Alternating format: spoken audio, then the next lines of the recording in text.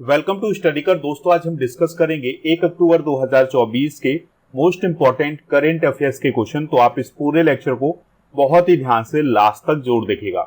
पहला और important question आपसे पूछा जा रहा है, दादा साहब फाल्के अवार्ड 2024 किसे प्रदान किया गया है? तो मिथुन चक्रवर्ती जी को दादा साहब फाल्के अवार्ड 2024 प्रदान किया गया है। तो इस बार 54वां दादा साहब फाल्के अवार्ड प्रदान किया गया है, इस बात को आप नोट कर लें। और मिथुन चक्रवर्ती जी को 2022 के लिए दादा साहब फाल्के अवार्ड प्रदान किया गया है। देखिए दिया जाएगा यह 2024 में, लेकिन ये 2022 के लिए प्रदान किया गया है। बात करते हैं दादा साहब फाल्के अवार्ड की। तो भारतीय सिनेमा में योगदान के लिए दिया जाने वाला भारत का सर्वोच्च फिल्म पुरस्कार है कौन? दादा साहब फाल्के अवार्ड। तो भारत सरकार के सूचना एवं प्रसारण मंत्रालय की ओर से राष्ट्रीय फिल्म पुरस्कार समारोह के दौरान यह दिया जाता है, यानी कि जब राष्ट्रीय फिल्म पुरस्कार दिए जाते हैं उसी दौरान दादा साहब फाल्के अवार्ड भी प्रदान किया जाता है। दादा साहब फाल्के अवार्ड अभिनेता, निर्देशक, निर्माता, संगीतकार और गीतकार इन सभी में से किसी को भी दिया जा सकता है। इस पुरस्कार के अंतर्गत एक गोल्डन लोटस प्रदान किया जाता है। इसके अलावा 10 लाख रुपए की नगद राशि प्रदान की जाती है। ये राशि से रिलेटेड क्वेश्चन आपके एग्जाम में पूछा जाता है कि दादा साहब फाल्के अवार्ड के अंतर्गत कितनी राशि प्रदान की जाती है? तो 10 लाख रुपए की राशि प्रदान की जाती है। इस बात को आप जरूर नोट करें। दोस्तों दादा साहब फाल्के पुरस्कार की शुरुआत कब हुई थी? 1969 में। और पहला दादा साहब फाल्के अवार्ड दिया गया था भारतीय अभिनेत्री देविका रानी को। यहाँ पर आप उन्हें देख सकते हैं। दादा साहब फाल्के पुरस्कार किसके नाम पर दिया जाता है? तो यह पुरस्कार दिया जाता है भारतीय सिनेमा के जनक धुंडीराज गोविंद फाल्के के नाम पर। इन्हें ही दादा साहब फाल्के के नाम से जाना जाता था। दोस्तों दादा साहब फाल्के ने 1913 में एक फिल्म रिलीज की थी जिसका नाम था राजा हरिश्चंद्र। तो यह भारत की पहली मूक फिल्म थी, यानी कि इसमें वॉइस नहीं थी। ठीक है, तो आपको याद रखना है कि भारत की पहली मूक फिल्म का क्या नाम है? राजा हरिश्चंद्र। दादा साहब फाल्के ने अपने 19 वर्ष के कैरियर में 95 फिल्में और 27 शॉर्ट फिल्में बनाई थी। दोस्तों दादा साहब फाल्के अवार्ड के विजेता डिस्कस कर लेते हैं।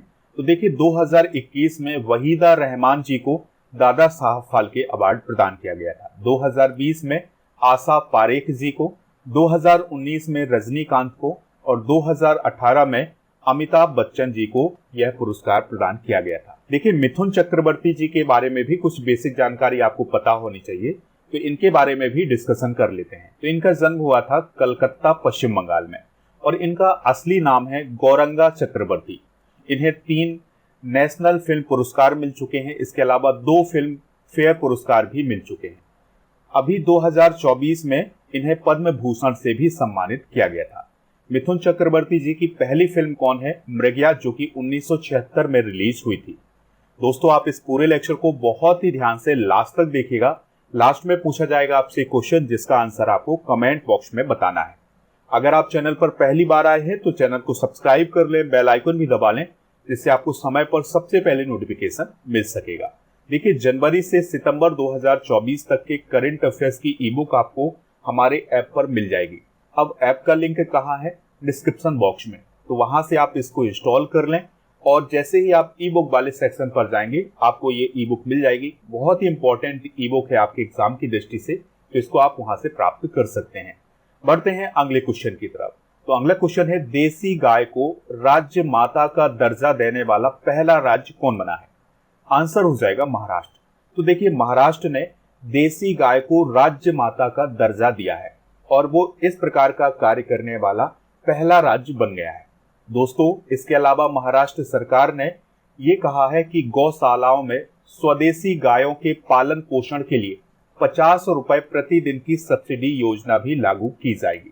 ठीक है, तो देसी गाय को राज्य माता का दर्जा देने वाला भारत का पहला राज्य कौन बना है? महाराष्ट्र। दोस्तों बात हुई है महाराष्ट्र की, तो महाराष्ट्र की स्थापना 1 मई 1960 को हुई थी। अब आप कमेंट बॉक्स में ये बताइएगा कि महाराष्ट्र के अलावा वह कौन सा राज्य है जिसका स्थापना दिवस 1 मई को मनाया जाता है? महाराष्ट्र की राजधानी मुंबई है और मुख्यमंत्री है एकनाथ शिंदे। राज्यपाल कौन है? सीपी राधाकृष्णन। विधान परिषद की सीटें हैं यहाँ पर 78, विधानसभा की 288, राज्यसभा की 19 और लोकसभा की 48 सीटें हैं। महाराष्ट्र से रिलेटेड करंट अफेयर्स भी डिस्कस कर लेते हैं। तो महाराष्ट्र सरकार के द्वारा जनजातीय विश्वविद्यालय नासिक में स्थापित किया जाएगा। कहाँ स्थापित किया जाएगा दोस्तों? नासिक में। यूनिफाइड पेंशन स्कीम यानी यूपीएस लागू करने वाला पहला राज्य कौन है भारत का? वो है महाराष्ट्र। महाराष्ट्र सरकार ने रत्नागिरी रॉक कला को संरक्षित स्मारक के रूप में अभी घोषित किया है। लाडला भाई योजना की शुरुआत कहाँ की गई है? महाराष्ट्र में। महाराष्ट्र को 2024 का सर्वश्रेष्ठ कृषि राज्य का पुरस्कार भी प्रदान किया गया है। सुजाता सोनिक महाराष्ट्र की पहली महिला मुख्य सचिव अभी हाल ही में बनी है। दोस्तों, महाराष्ट्र की पहली महिला डीजीपी कौन बनी है अभी हाल ही में? वो बनी है रश्मि शुक्ला, जिन्हें आप यहाँ पर देख सकते हैं। अगला क्वेश्चन है, बीसीसीआई के द्वारा कहाँ नई राष्ट्रीय क्रिकेट अकादमी का उद्घाटन किया गया है? आंसर हो जाएगा बेंगलुरु में। तो दोस्तों, बीसीसीआई यानी board of control for cricket in India के द्वारा बेंगलुरु में एक नई राष्ट्रीय क्रिकेट अकादमी का उद्घाटन किया गया है। और इस एकेडमी को खोलने का प्रमुख उद्देश्य क्या है? क्रिकेट की प्रतिभाओं को डेवलप करना। यह क्रिकेट एकेडमी 40 एकड़ से अधिक क्षेत्र में फैली हुई है और यहाँ पर 86 पिचें हैं, यानी कि 86 पिच हैं जहां पर खिलाड़ी प्रैक्टिस कर सकते हैं। इससे पहले सन 2000 में बेंगलुरु में राष्ट्रीय क्रिकेट अकादमी की स्थापना की गई थी, जिसके वर्तमान में डायरेक्टर कौन है? पूर्व क्रिकेटर वीवीएस लक्ष्मण। यहाँ पर आप उन्हें देख सकते हैं। दोस्तों, बीसीसीआई के बारे में भी डिस्कशन कर लेते हैं। तो बीसीसीआई को board of control for cricket in India बोला जाता है। इसकी स्थापना दिसंबर 1928 में हुई थी। हेडक्वार्टर कहाँ है इसका? मुंबई, महाराष्ट्र में। इसके वर्तमान में अध्यक्ष हैं रोजर बिन्नी, ये भी भारत के पूर्व क्रिकेटर हैं। उपाध्यक्ष हैं राजीव शुक्ला और सीईओ हैं हेमांग अमीन और मुख्य राष्ट्रीय चयनकर्ता हैं अजीत अगरकर और पुरुषों की टीम के मुख्य कोच हैं गौतम गंभीर और महिला क्रिकेट टीम के कोच हैं अमोल मजूमदार। अगला क्वेश्चन है, ऑक्सीजन वर्ल्ड पार्क का उद्घाटन कहाँ किया गया है? आंसर हो जाएगा इसका नागपुर में। तो दोस्तों, ऑक्सीजन वर्ल्ड पार्क को अमृत महोत्सव पार्क भी बोला जाएगा। तो इसका उद्घाटन महाराष्ट्र के नागपुर में नागपुर हैदराबाद नेशनल हाईवे 44 पर किया गया है। इसे भारतीय राष्ट्रीय राजमार्ग प्राधिकरण यानी NHAI के द्वारा डेवलप किया गया है और यह पार्क 8.23 हेक्टेयर क्षेत्र में फैला हुआ है और यह पक्षियों के लिए बनाया गया एक पार्क है। बात करते हैं भारतीय राष्ट्रीय राजमार्ग प्राधिकरण की यानी NHAI की। तो इसका काम होता है कि भारत में जितने भी नेशनल हाईवे हैं उनका डेवलपमेंट करना और उनका मैनेजमेंट करना। इसकी स्थापना 1995 में की गई थी। इसका मुख्यालय है नई दिल्ली में। इसके वर्तमान में अध्यक्ष हैं संतोष कुमार यादव। दोस्तों, यह सड़क परिवहन और राजमार्ग मंत्रालय के अंतर्गत कार्य करता है, जिसके वर्तमान में मंत्री कौन है?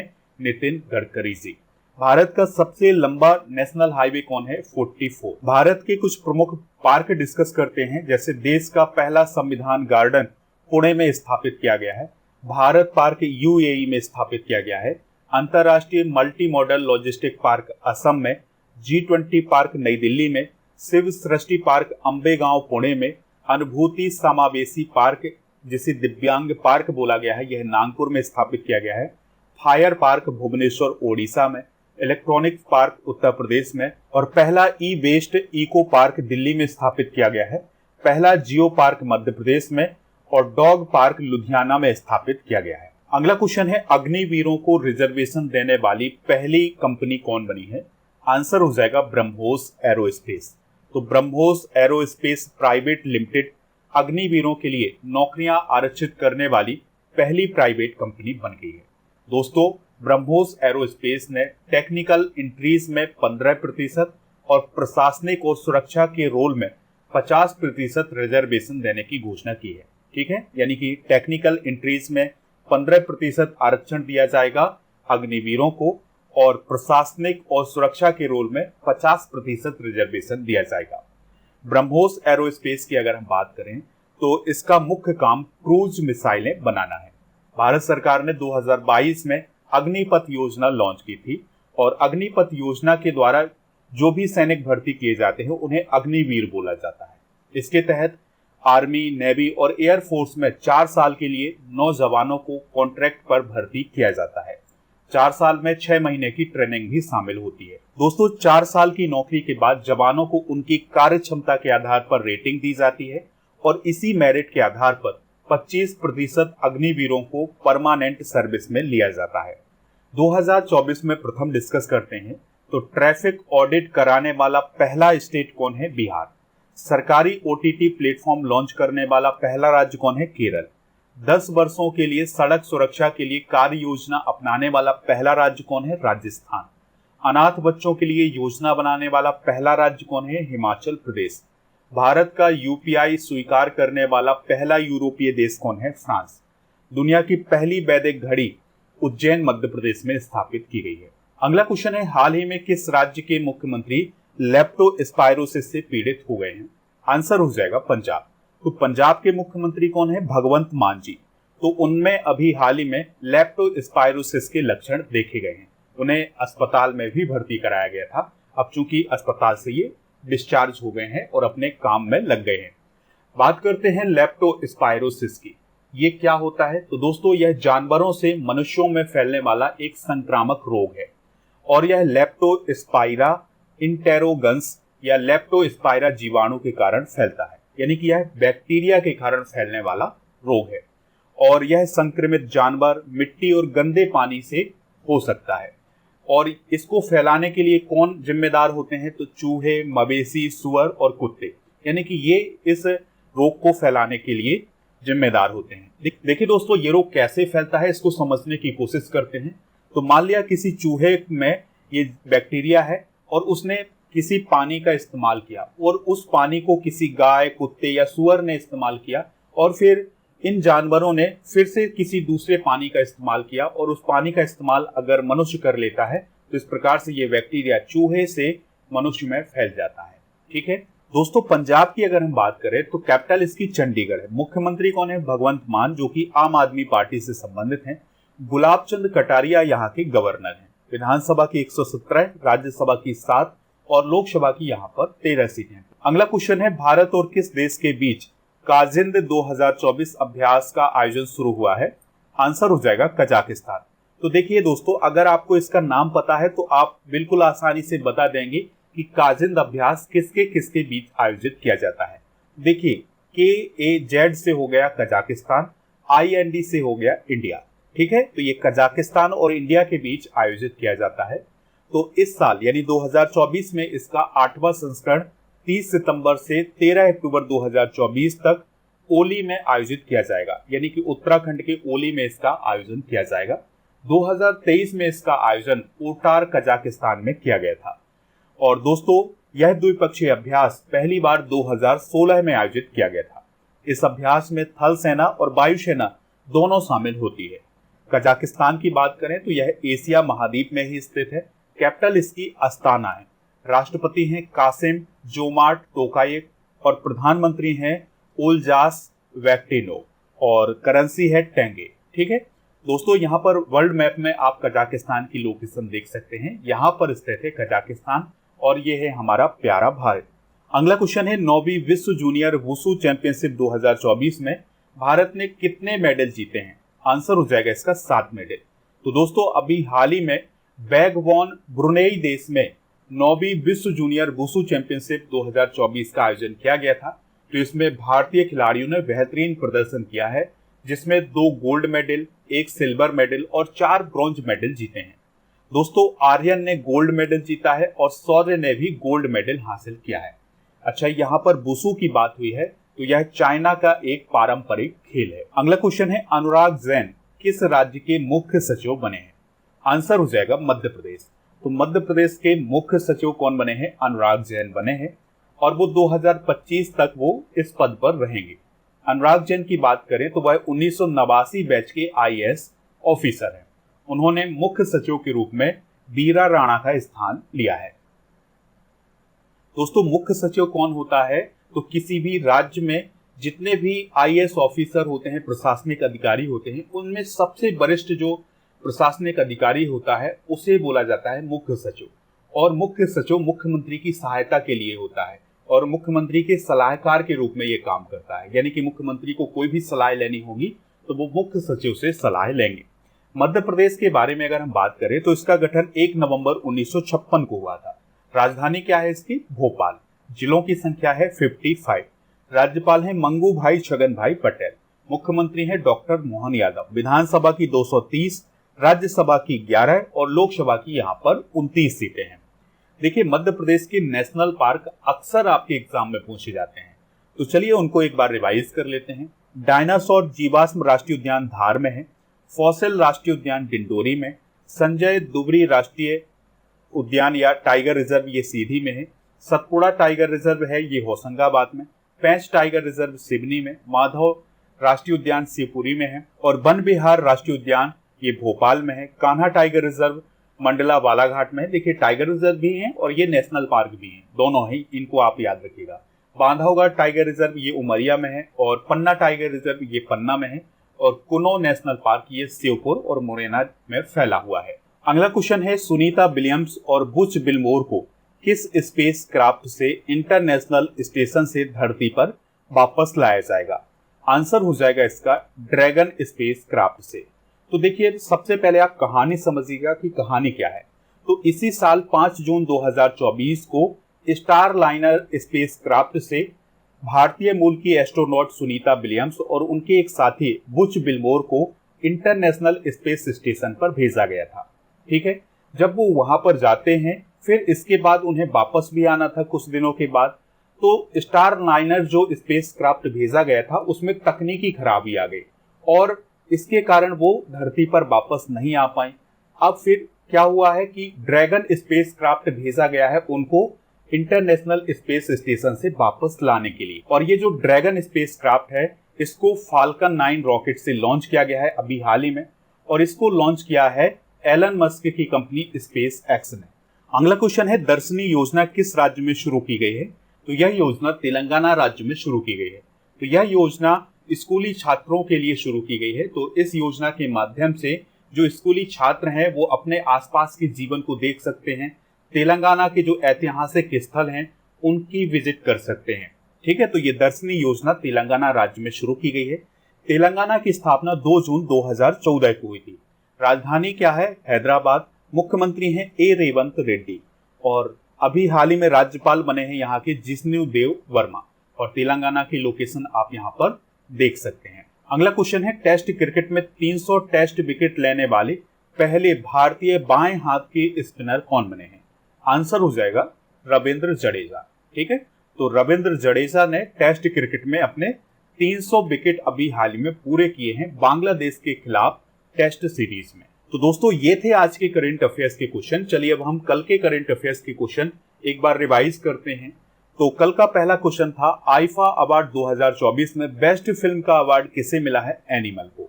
शिगेरू इशिबा किस देश के प्रधानमंत्री बने हैं? जापान के।